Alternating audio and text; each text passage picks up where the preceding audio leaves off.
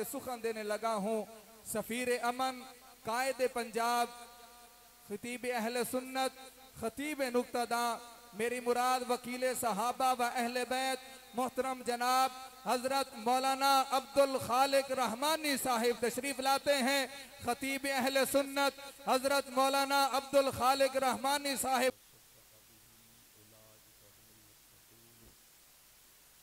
قال النبی صلی اللہ علیہ وسلم اللہم اجعل معاویت ہادیا و مہدیا صدق اللہ مولانا العظیم و صدق رسولہ النبی الامی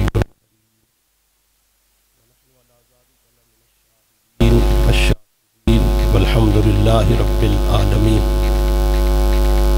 انتہائی واجب الاحترام علماء کرام، معززین شہر، قابل تکریم بزرگوں، دوستوں، نوجوان ساتھیوں، جامع مسجد حنفیہ والا میں مولانا ثاقب صاحب اور ان کے رفقا کی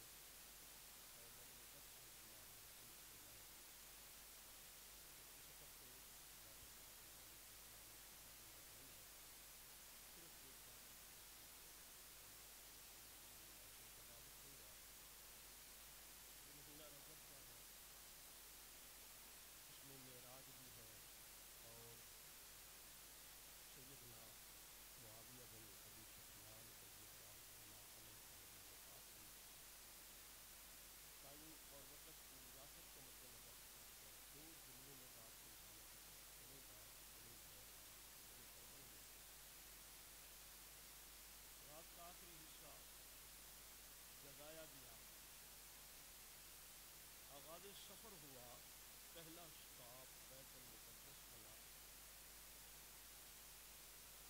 تو چشم فلک نے عجیب نظارہ دیکھا کہ جو پہلا سفر ہے اور پہلا سفر کرنے والا کہ کتنا لمبا سفر جس نے فلک پکے ہی کر دیا۔ چشم فلک سواری پہ حیران ہے کہ اسے براق کہا جاتا ہے۔ ہر کسی کو کہتے ہیں سواری کی طرف دیکھا تو براق ہے، سوار پر دیکھا تو مکے کا یتیم ہے۔ سفر دیکھا جو 40 دنوں کا تھا وہ پلک جھپکتے ہی ہو گیا۔ زمانہ اور چشم فلک، فضائیں ہوائیں ابھی ششدر تھی کہ ایک اور منظر سامنے آ گیا کہ جناب جبرائیل نے ہاتھ پکڑ کے مصلی پہ کھڑا کر دیا اور چشم فلک نے دیکھا پیچھے وہ کھڑے ہیں جنہوں نے کبھی کسی کے پیچھے نماز نہیں پڑھی تھی. پیچھے وہ کھڑے ہیں جو امام تھے، کبھی بھی مقتدی نہ رہے، اور ان اماموں کو دیکھا مقتدی بنے کھڑے ہیں جو کبھی صف میں نہ کھڑے ہوئے، ہمیشہ مصلی کی زینت بنے، لیکن آج پہلی مرتبہ وہ کسی کے پیچھے کھڑے ہوئے ہیں. چشم فلک نے کہا ذرا پوچھوں تو صحیح، دیکھوں تو صحیح یہ کہتے کیا ہیں، ان کے ریمارکس کیا ہیں. تو تاریخ نے کہا، احادیث کی کتابوں نے رہنمائی کی کہ آقا جب مصلی سے اٹھے اور ماحول ملاقات کا بنا تو ایک دوسرے سے کہہ رہے ہیں کہ ہم اپنے اپنے زمانے کے امام تھے، صرف امام ہی نہیں بلکہ امام معصوم تھے، لیکن آج پہلی مرتبہ مقتدی بنے ہیں. ذرا بتلائیے ان کے پیچھے نماز پڑھنے میں کتنا لطف آیا، کتنا مزہ آیا. تو وہاں پہ جناب کلیم بولے، کہا بات مزے کی ہے تو پھر سنو، اگر مجھے کوئی کاشن ملے، کوئی اشارہ ملے، کوئی میسج ملے، فطرت پوچھے میرے محبوب کے پہلو میں کھڑے ہو تو کیا چاہیے، میرے محبوب کے پہلو میں کھڑے ہو کچھ مانگو میں عطا کرنا چاہتا ہوں. اگر مجھے اشارہ مل جائے تو میں کہوں گا ربا کچھ نہیں لیتا، تو نے جو میرے سر پہ نبوت کا تاج رکھا ہے اگر تو لینا چاہے تو میں دینے کے لیے تیار ہوں، لیکن میری شرط صرف اتنی ہوگی کہ تاج نبوت واپس لے لیا جائے اور اس پیغمبر کا مقتدی اور امتی بنا دیا جائے. میں بات سمجھانے کی کوشش کر رہا ہوں. چشم فلک نے عجیب نظارہ دیکھا، کوئی اپنی امامت سے وٹرا نہیں ہوتا،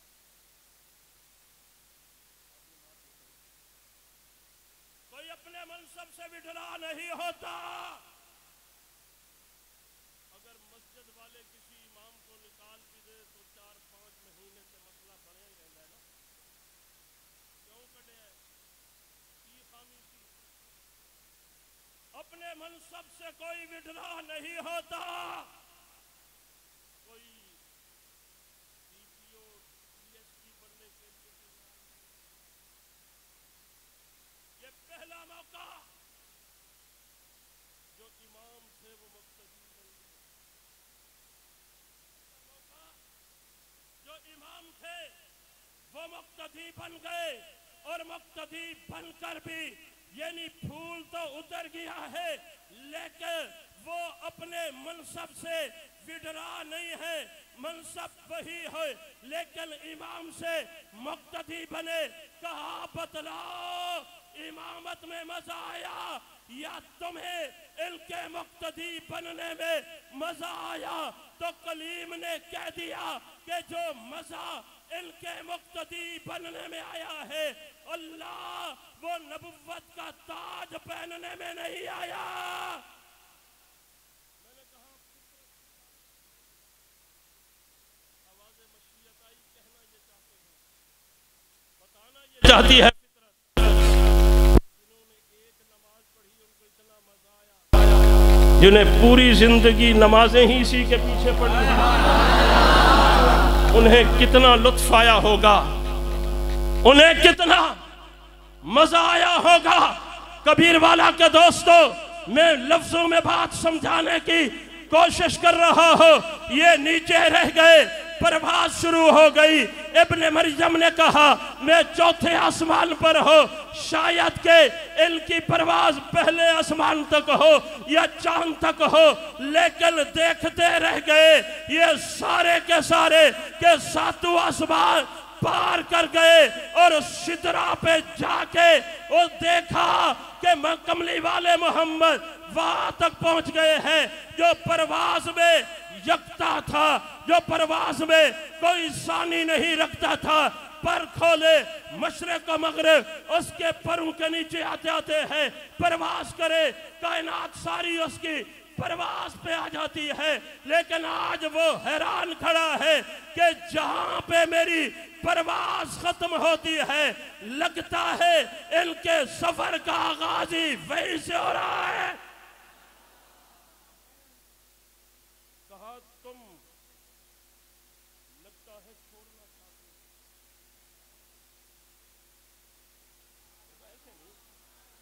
ऐसे नहीं बात बनेगी। लगता है छोड़ना चाहते हो, कहा छोड़ना नहीं चाहता, ज़ाब्ते की मजबूरी है, तेरे जैसे को कौन छोड़े। जो छोड़ने वाले होते हैं उनको साथ ही नहीं लगने देता, जो लग जाते हैं वो छोड़ते नहीं हैं, जो लग जाते हैं वो छोड़ते नहीं हैं। बात ज़ाब्ते की है। क्या होता है? शेख सादी ने कहा, मैं बताता हूं, एक बाल के बराबर भी परवाज करे तो जल जाएगा। क्या है? कहा ऊपर नूर की तजल्लियां हैं, उनसे टकरा नहीं सकता, टकराऊं तो जल जाऊंगा। कहा कौन सा नूर? कहा जिसकी तजल्ली कलीम न बर्दाश्त कर सके, जिसकी तजल्ली कलीम ना बर्दाश्त कर सके। अच्छा, तुम टकराओ तो जल जाओ,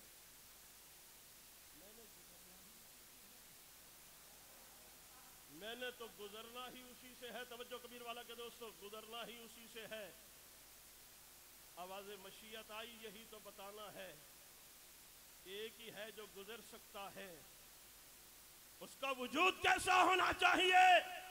कहा जुल्फ व लैल वाली होनी चाहिए, चेहरा व ज़ुहा वाला होना चाहिए। अर्शे बरी पे जा पहुंचे, बात को समेट रहा हूं, अर्शे बरी पे जा पहुंचे, अजीब मंजर था, मुलाकात हुई, वापस लौटे, झोली में कुछ छुपाया हुआ है। रास्ते में खड़ी कलीम ने पूछा, दिखा तो वो क्या है? कहा तोहफा है, तोहफा है, तोहफा। क्या? नमाज और सलात। कितनी? 50। ने कहा कोई नहीं पड़ेगा। क्या करूं? वापस जाइए, कुछ माफ करवा के आइए। हदीस की किताबों ने लिखा कि 9 चक्कर लगाए, हर चक्कर पे 5 माफ होती चली गई। तवज्जो, हर चक्कर पे 5 माफ होती चली गई, 5 रह गई तो कलीम कहते हैं एक चक्कर और गुज़राना।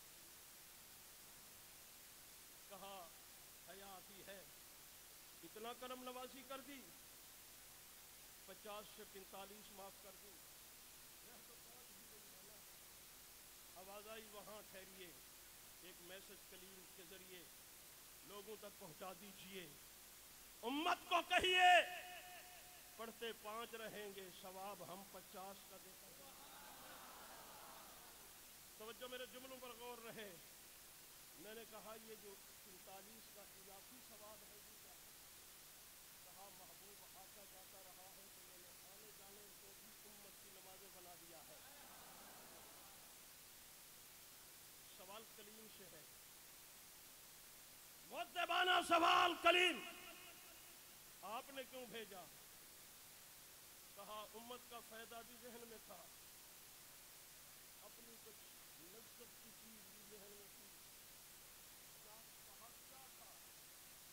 कहा जैसे वापस आए मैंने जुल्फों को देखा, चेहरे को देखा, मैंने उनकी रीश मुबारक को देखा, हाथों को, पोरों को देखा, पूरे वजूद को देखा, तो क्या नजर आया? कहा जो कल नूर मुझे कोहे तूर पे नजर आया,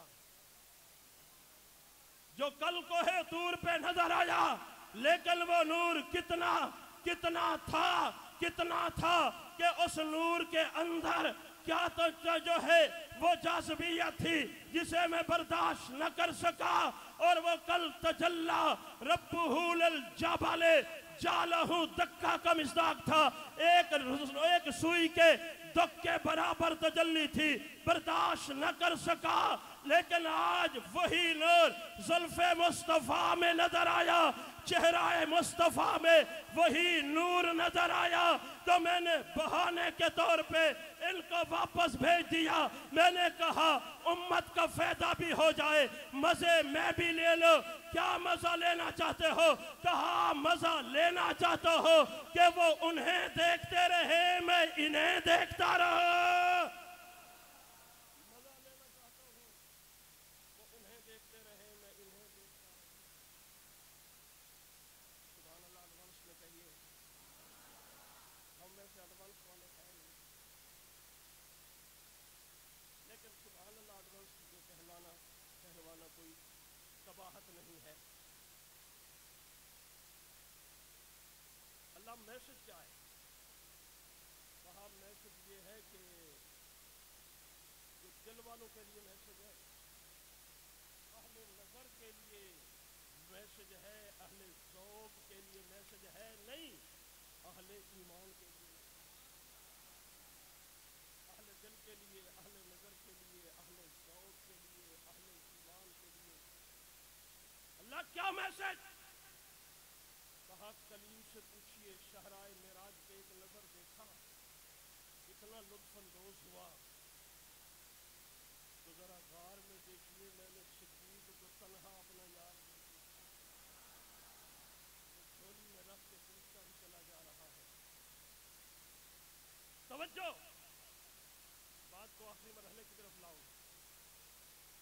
واپس آ گئے بیت اللہ سے عرش مولا، عرش مولا سے بیت اللہ، واپسی دیکھا بہت کچھ ہے، بلندیاں بہت پائی ہیں، جنت میں جوتے کا کھٹکا بھی سن لیا تھا،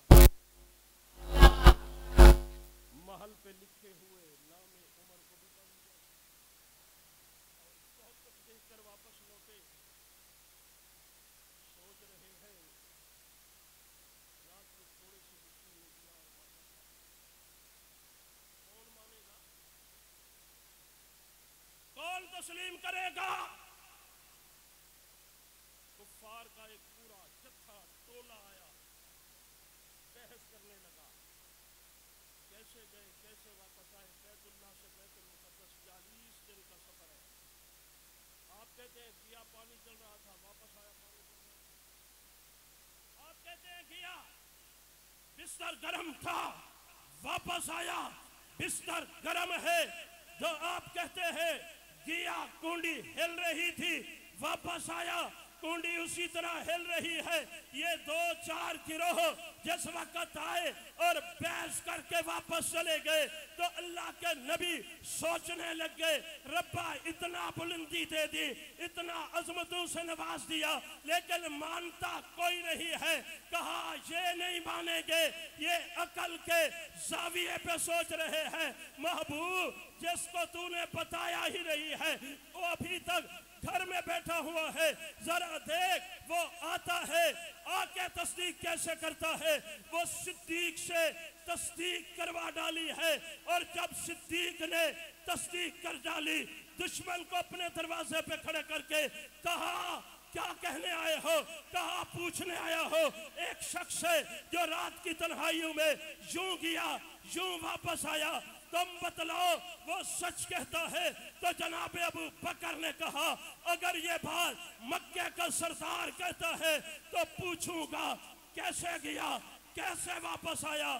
اگر سناؤ یہ بات میرا یار کہتا ہے تو جو کہتا ہے وہ سچ کہتا ہے۔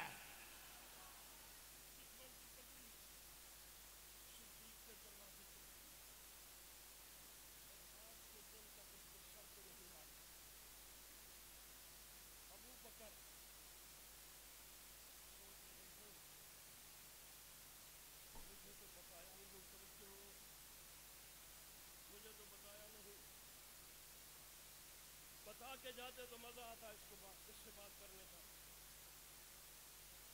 چلو گیلا کرتے ہیں, چل تو پڑے. کاشانہ نبوت پہ پہنچے,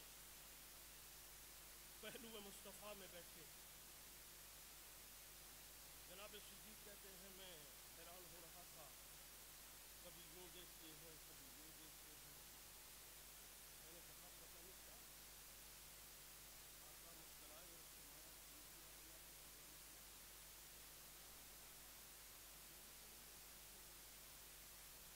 کہا جی اسی کی سنیے, جب رب کی بات کرے گا میں نے اپنی بات کر دی ہے. جبرائیل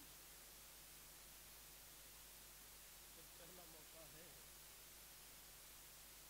کہ لبوں پہ آیت بھی لا رہے ہیں اور لبوں پہ مسکراہٹ بھی لا رہے ہیں. کہا آج ہم نے بھی تو صدیق کی بات کرنی ہے. والذی جاء بالصدق وصدق بہ اولئک هم المتقون جب فرمایا تو آقا نے یوں پلٹ کے دیکھا, صدیق کو بھی کہنا تھا تو یہ.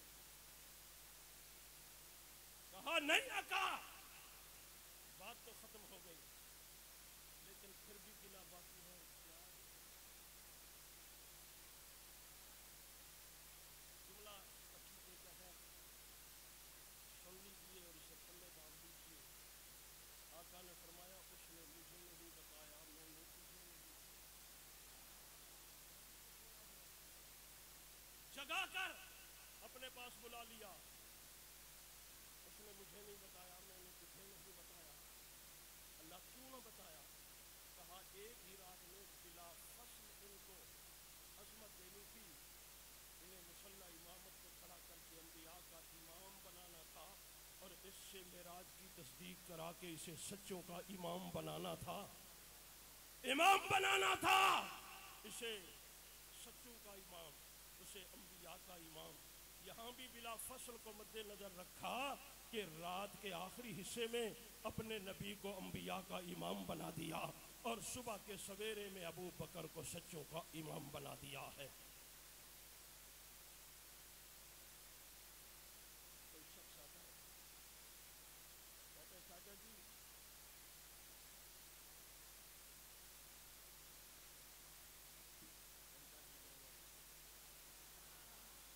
پھر رات کو سولر سسٹم چلتا ہی نہیں ہے. یہ جو لوگ بیٹھے ہیں نا یہ سولر سسٹم والے نہیں, ان کے چراغ خون سے جل رہے ہیں. 34 سالوں کے بعد آپ نے یہ سنا ہوتا رہتا ہے. کل جو اسمبلی میں آواز گونج رہی تھی اور بہت سارے لوگوں نے نام واپس لے لیے, کوئی 2-4 بندے بچ گئے. آج ان کا تو کوئی نہیں بیٹھا, لیکن پتہ نہیں سسرال والے کو کس نے بیدار کیا. کئی کمیٹیوں سے گزر کر آیا ہے معلوم, یہ بہت راہوں سے گزر کر آیا ہے. تمہارے شور مچانے سے کچھ نہیں ہوگا.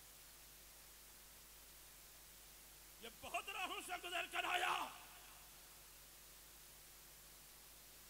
اس کے اوراق میں سیاہی نہیں ہے, اس کے اوراق پہ شہیدی سکون ہے. یہ اوراق یوں پھڑکتے ہیں, اس میں اعظم طارق کے پاؤں کی بیڑی نشان ہے. اس میں ضیاء الرحمن فاروقی کا خون ہے اور علی شیر حیدری کا مقدس خون کی خوشبو بھی اسی سے آ رہی ہے. عبد الغفور ندیم جیسے آدمی کا خون ہے. تمہارے شور مچانے سے ختم ہو جائے گا. ان خیالت و محالت کو چنو اور ویسے بھی شرم کرنی چاہیے. ایک طرف کہتے ہیں گستاخ نہیں ہیں, ایک طرف شور مچاتے ہیں, تو ان کو کیا جواب دیں گے؟ یہ تمہارے خلاف تو نہیں ہے, یہ گستاخوں کے خلاف ہے. اس میں کسی فرقے کا نام ہے بھائی؟ اس کا مطلب بھائی گستاخوں کے خلاف ہے, تم شور مچا رہے ہو, اس کا مطلب یہ ہے تم گستاخ ہو, تم ہی گستاخ ہو نا. اگر گستاخ ہو تو پھر تمہارے گلے کا پھندا ہے.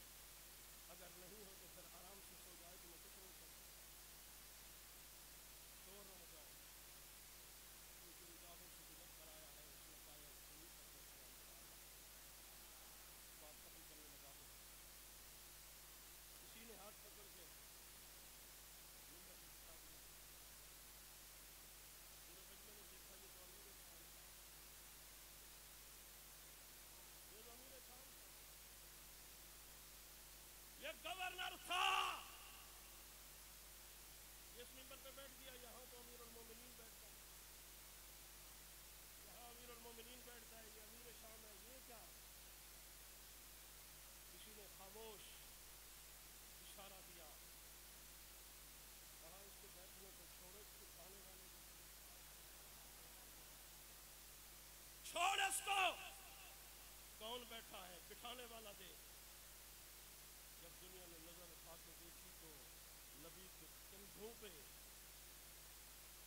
چلنے والا اور علی کے سینے پہ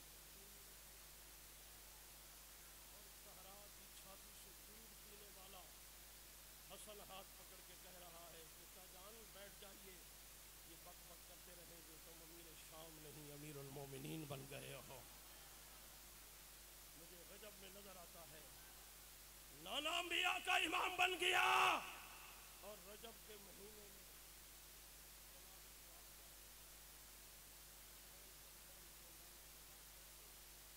اور یوں سرخرو ہو کر پہنچے۔ میں تفصیل نہیں جا سکتا، مائنس کی اجازت نہیں دیتا، لیکن کیا کروں جو باتیں کرنا ضروری ہے۔ کروا رہے تھے یوں ہاتھوں پہ نوجوان نے پانی ڈالا، چہرہ اوپر کر کے چہرہ دھونے لگے تو اس کا چہرہ نظر آ گیا۔ پھر کہا ربک جو وضو میں دعا پڑھتے ہیں وہ بعد میں پڑھو گے تو ہمیشہ امت کو کہتا ہوں کہ وضو میں یہ دعا پڑھو جنت کے 8 دروازے کھل جائیں۔ آج وضو کی دعا نہیں پڑھتا، آج ابو سفیان کے بیٹے کے لیے دعا کرتا ہوں اللہم اجعل معاویہ ہادیا و مہدیا، اور دل ہی دل میں کہہ رہے ہیں اللہ یہ حبشے سے آیا ہوا غلام نہیں ہے، یہ تو ابو سفیان غلامی کر رہا ہے اور اس پر فخر کر رہا ہے۔ بس کندھے سے چادر اتاری، وضو کا پانی اپنے سر پر کیا اور کہا گفٹ کے طور پہ اور تو کچھ نہیں دے سکتا، زندگی کا آخری لمحہ، زندگی اختتام پذیر ہو رہی ہے۔ غلام سے کہا یہ چابی لے جاؤ، سامنے ایک پرانا صندوق پڑا ہے کھولو، اس میں ایک قیمتی اثاثہ ہے اٹھا کر لاؤ۔ غلام کہتے ہیں میری آنکھیں کھل گئی، اب پتہ چلے گا امیر شام سے امیر المومنین تک 64,65,000 مربع میل کے حاکم بننے تک کیا کچھ انہوں نے جمع کیا ہے، پتہ چل جائے گا نا۔ آنکھیں بند ہوں گی تو نیز اس کے سامنے، آنکھیں بند ہوں گی تو عدالتوں کے دروازے کھل جائیں گے۔ لیکن کیا اور صندوق کا تالا کھول کے دیکھا تو سوائے ایک چادر کے اور کوئی چیز نہیں۔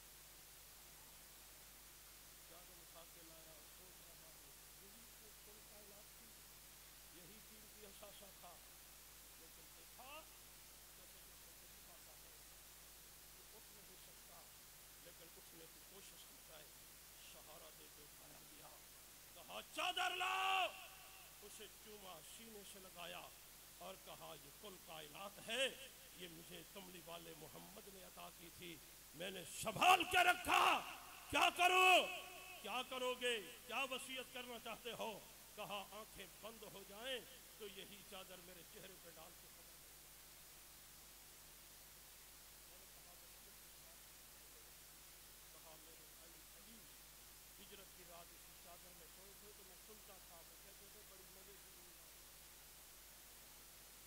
بڑی مزے کی نیند آئی، اور میں نے اس لیے چادر سنبھال کے رکھی۔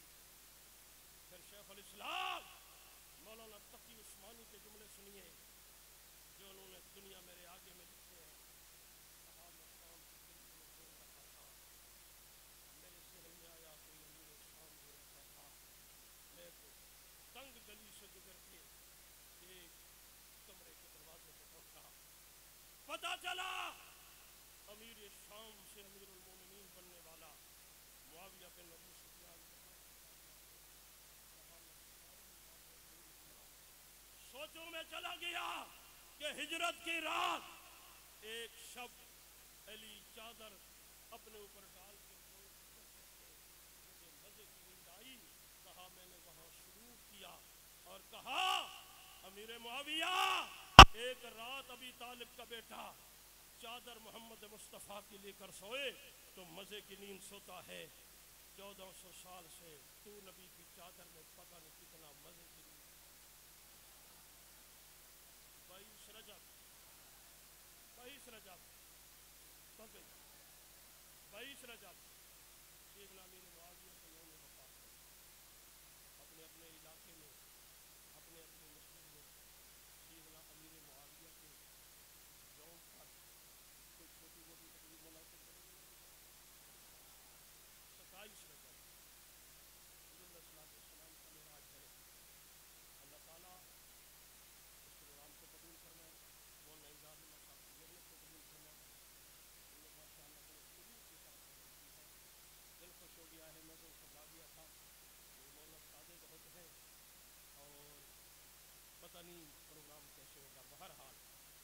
ان کی خلوص کی برکت، آپ کی محبت، آپ تشریف لائے، اللہ تعالیٰ اس پروگرام کو قبول فرمائیں۔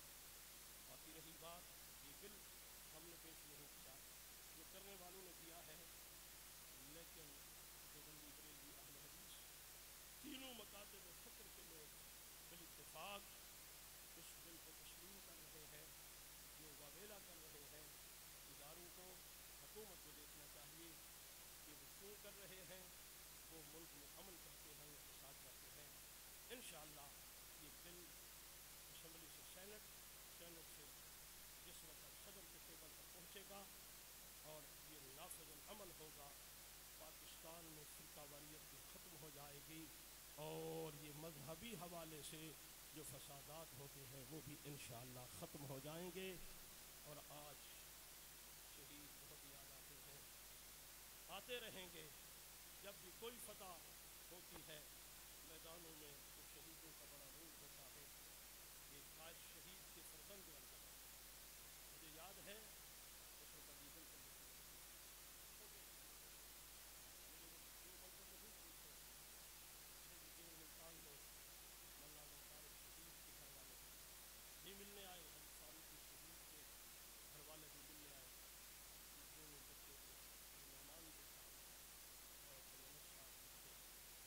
میں نے حضرت فاروقی شہید کی آنکھوں سے آنسو روا دیکھے، حضرت کیوں رو رہے ہیں؟ فرمایا میرے بیٹے نعمان نے عجیب بات کہہ دی ہے، جیب میں 10 روپے لایا تھا، کہتا ہے ابو جی یہ 10 روپے لو سپرنٹ جیل کے دو، اگر رشوت لے کر تجھے چھوڑتا ہے تو مجھے رشوت دلوا دو اور میں آپ کو بخش دوں گا۔ اس باپ اور اس بیٹے کا ذرا سوچئے تو صحیح حوصلہ کیا ہوتا ہے۔